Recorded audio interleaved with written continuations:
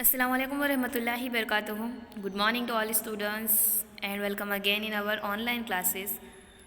History की ये जो हमारी चैप्टर नंबर 10 की ऑनलाइन क्लास है, इसमें आप सभी का एक बार फिर से मैं इस्तकबाल करती हूँ। लास्ट सेशन में हमने सब्ज़ इनकलाब के मुतालिक समझा था। याद रखिए, यहाँ पर हम बात कर रहे हैं आज़ादी के बाद भारत में जो तरक्की की राह पे भारत चलने लगा था उसके बारे में। 5 साला मंसूबे बनाए गए, सब्ज़ इनकलाब आया। उसके बाद हम देखेंगे कि ज़रूरत थी गरीबी को दूर करने की और भारत में एजुकेशन के लेवल को बढ़ाने के लिए। अब गरीबी दूर करने के लिए सब्ज़ इनकलाब, अलग अलग तरीके की टेक्नोलॉजी का इस्तेमाल किया गया, लोगों को रोज़गार दिए गए ताकि लोग गरीबी दूर कर सके एटलीस्ट। लेकिन साथ ही साथ तालीम को बढ़ावा देना भी ज़रूरी था, क्योंकि अगर मुल्कों को तरक्की की राह पे लाना है तो एजुकेशन बहुत ही ज़्यादा ज़रूरी था। इसीलिए अब हम देखेंगे कि एजुकेशन की लाइन में कौन कौन सी तरक्की हुई, किस वे में तरक्की हुई और कहाँ तक के हमें तरक्की हासिल हुई। ठीक है, तो शुरुआत करते हैं। स्वतंत्र हिंदुस्तान में स्वतंत्र भारत में प्राथमिक शिक्षणों विकास। याद रखिए, अभी हम बात कर रहे हैं आज़ाद भारत की। ठीक है, हमारा भारत क्या हो चुका है? आज़ाद हो चुका है। इसीलिए हम कहेंगे स्वतंत्र भारत, आज़ाद हिंदुस्तान में इब्तदाई तालीम की तरक्की। प्राथमिक तालीम की बात कर रहे हैं, इब्तदाई तालीम, शुरुआती दौर की तालीम की हम बात कर रहे हैं। भारत में बरतानवी दौर हुकूमत में भारत में तालीमी शोबे में कोई ख़ास तर्जो तरक्की ना हो सके। फिर भी हम ये कह सकते हैं कि जदीद तालीम की इब्तिदा ज़रूर हो चुकी थी और भारत में जदीद तालीम की इब्तिदा लॉर्ड विलियम बेंटिक के दौर से हुई थी। अंडरलाइन कीजिए, लॉर्ड विलियम बेंटिक, इनके दौर से शुरुआत हुई थी। आज़ादी के वक्त प्राइमरी स्कूलों में जमात 1 से 5 में ता 6 से 11 साल की उम्र के बच्चों में 6 से 11 साल की उम्र के बच्चों में 35% ही बच्चे स्कूल जाते थे। कितने टका? सिर्फ और सिर्फ 35%, जितने बच्चे ही स्कूल तक लाए जा सकते थे। मज़ीद ये कि 6 से 11 साल की उम्र के बच्चों के लिए इब्तदाई तालीम लाजमी बनाई गई। हर 5 साला मंसूबे में प्राइमरी तालीम पर खुसूसी ज़ोर दिया गया। प्राइमरी तालीम भी बच्चे भूल जाते थे, वही बच्चे नहीं ले पाते थे। इसकी बहुत सारी वजूहत हैं, हम देखेंगे। तो 6 से 11 साल की उम्र के बच्चों के लिए इब्तदाई तालीम को लाजमी किया गया। पंचायती राज के ज़रिए मुल्क में प्राइमरी तालीम की नशर व इशाअत तेज़ी से शुरू हो सकी। भारत सरकार ने प्राइमरी तालीम में बुनियादी तालीम, गांधी जी का जो तालीम है, बुनियादी तालीम के उसूल के मुताबिक जिसको गांधी जी ने दिया था, उसूल को तस्लीम किया गया। श्री बीजी खीरे की ज़ेर सदारत में, अंडरलाइन कीजिए श्री बीजी खीरे, इनकी सदारत में एक कमेटी तश्कील की गई। कमेटी कब तश्कील दी गई थी वो भी अंडरलाइन कर लीजिए, 1948 में। 1948 में एक कमेटी जिसने 3 पंसाला मंसूबों के दौरान मुल्क में मुकम्मल तौर पर बुनियादी तालीम दाखिल करने का फ़ैसला किया। 3 पंसाला मंसूबे के दौरान बेशुमार जूनियर और सीनियर बुनियादी कॉलेज स्कूलें शुरू हुई। तीसरे मंसूबे के इख्तिताम पर प्राइमरी तालीम के इदारों की मुकम्मल बुनियादकारी कर दी गई। ये एक बेमिसाल कामयाबी थी। भारत में एजुकेशन की राह जो चल रही थी, उसी सिलसिले में जूनियर और सीनियर बुनियादी स्कूलें शुरू हुई।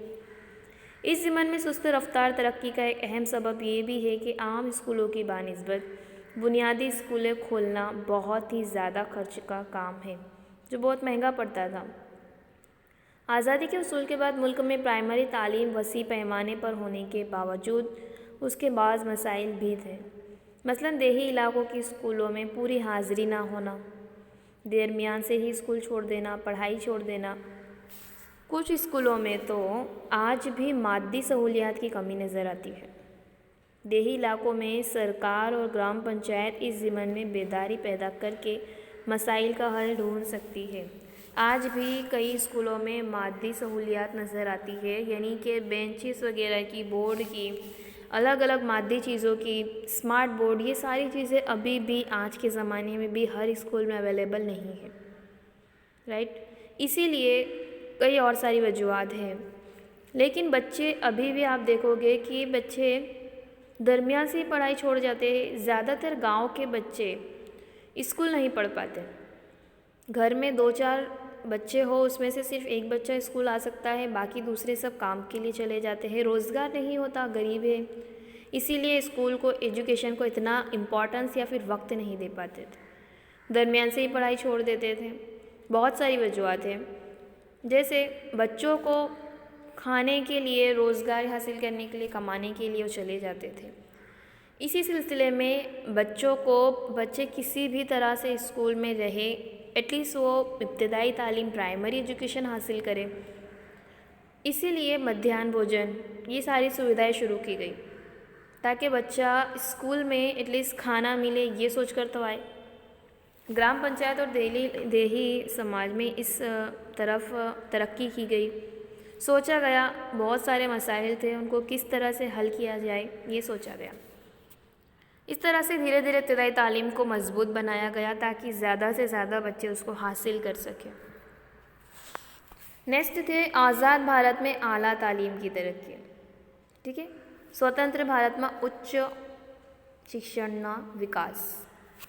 برطانوی دور حکومت میں اسکولی تعلیم کی بنسبت اعلیٰ تعلیم کی توسیع اور ترقی کو زیادہ اہمیت دی گئی اور اسے ہی زیادہ مدد دی گئی، جس سے شعبہ تعلیم میں ہندوستان میں ابتدائی تعلیم کی بنسبت اعلیٰ تعلیم کی نشر و اشاعت زیادہ ہوئی۔ آزادی کے وقت ہی وسیع تعلیم صلاح کار بورڈ نے، انڈرلائن کر لیجئے، وسطی تعلیم صلاح کار بورڈ نے ایک قرارداد پاس کر کے ملک بھر میں ثانوی تعلیم کے سلسلے میں ایک کمیشن تشکیل دینے کی سفارش کی۔ مطلب اعلیٰ تعلیم کو آگے ترقی ملے، اس لیے سفارش کی۔ کب سفارش کی؟ 1948 میں۔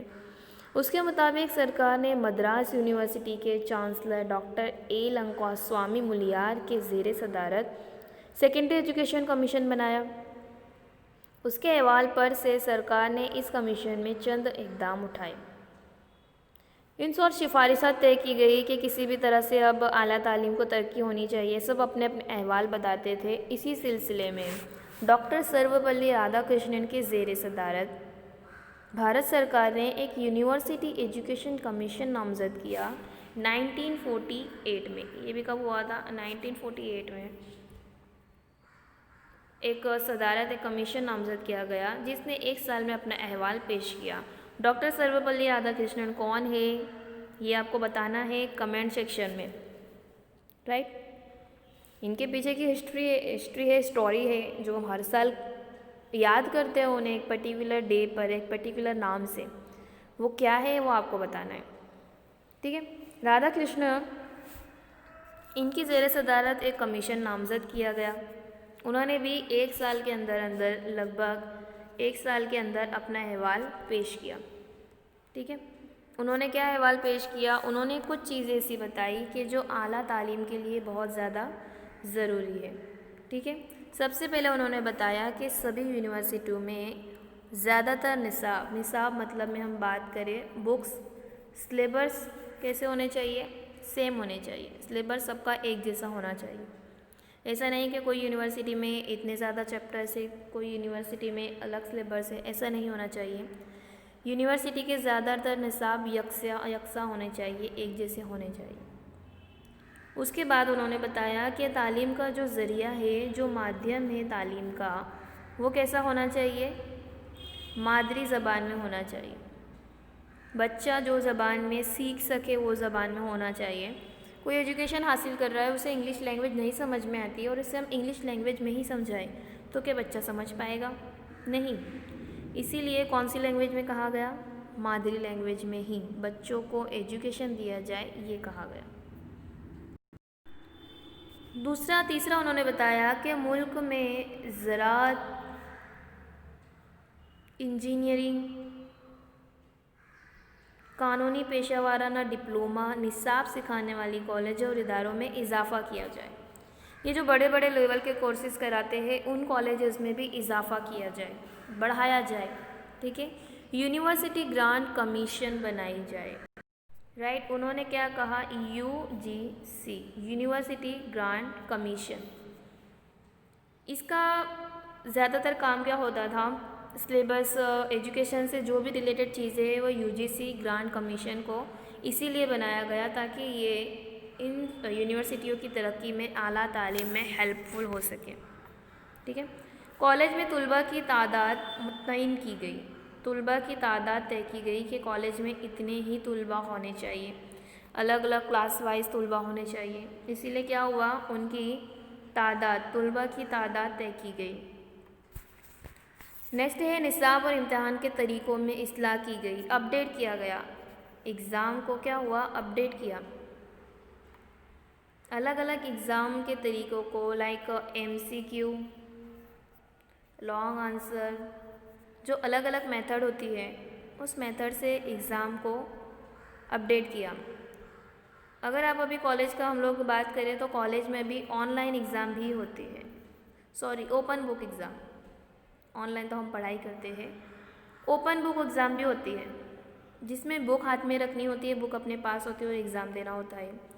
یہ چیزیں ہیں, الگ الگ طریقوں سے بچوں کے ایگزام لیے جائے تاکہ انٹرسٹ آئے, ترقی کا ایک ایجوکیشن کا لیول بڑھ سکے. پروفیسر اور کالج کے اساتذہ کی تنخواہ میں اضافہ.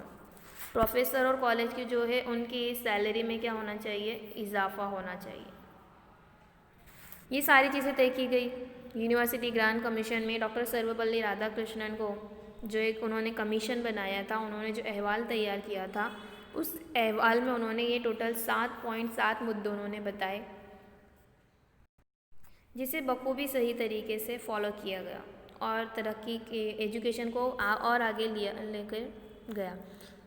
بھارتی تعلیم و تربیت کی تاریخ میں انقلابی تبدیلیاں لانے والا کمیشن کوٹھاری کمیشن تھا. انڈر لائن کر لیجئے, کوٹھاری کمیشن.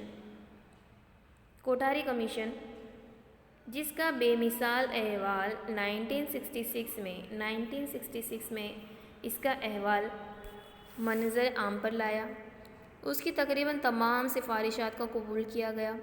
بھارت سرکار نے اس پر سے اپنی تعلیمی پالیسی مرتب کر ڈالی. اس نئی پالیسی کے مطابق تعلیمی پیمانوں کا تحفظ, پرائمری تعلیم کا ہمہ گیر بنانا اور تعلیم بالغہ وغیرہ پر زور دیا جانے لگا, جس میں فاصلاتی تعلیم ڈسٹنس ایجوکیشن کو بھی مناسب اہمیت دی گئی. ان شارٹ, الگ الگ 5 سالہ منصوبے الگ الگ کمیشنز کے ذریعے الگ الگ